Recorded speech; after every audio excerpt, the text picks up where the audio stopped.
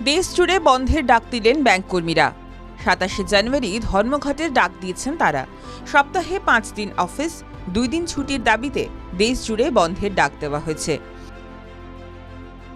All India bank officers কনফেডারেশনের তরফে circular জারি করে দেশ জুড়ে বন্ধের কথা ঘোষণা করা হয়েছে। জানানো হয়েছে, দীর্ঘদিন ধরে 5 দিন ওয়ার্কিং ডের যে দাবি করা হচ্ছে, সরকার সেই বিষয়ে তেমন গুরুত্ব দিচ্ছে না, সাড়াও দিচ্ছে না। 2024 সালের মার্চ মাসে ইন্ডিয়ান ব্যাংকস অ্যাসোসিয়েশন ও ব্যাংক ইউনিয়নদের মধ্যে বেতন পর্যালোচনার সময়ই 5 দিন কাজের সিদ্ধান্ত নেওয়া হয়েছিল। সেই সিদ্ধান্তই কার্যকর না হওয়ায় এবার ধর্মঘটের ডাক দিয়েছেন কর্মীরা।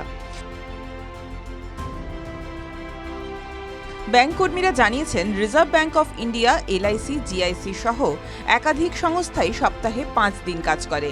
কেন্দ্রীয় ও রাজ্য সরকারি অফিসগুলিও শনিবার করে বন্ধ থাকে। তাহলে ব্যাংকের জন্য কেন এই নিয়ম চালু হচ্ছে না?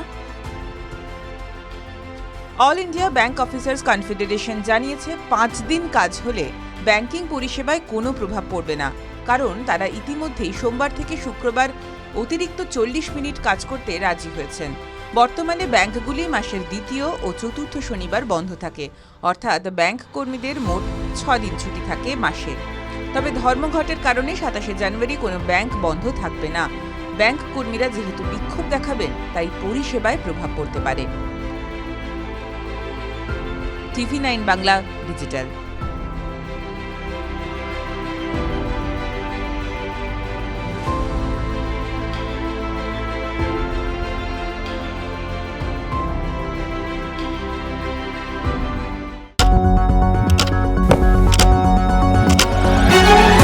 রাজনীতি শুধুই কি রাজার নীতি?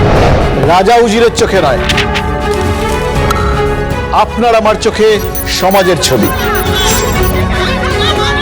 কঠিন কথা সহজভাবে না বললেই নয়। প্রতিদিন রাত 9টায় TV9 বাংলায়। TV9 বাংলা না দেখলেই নয়।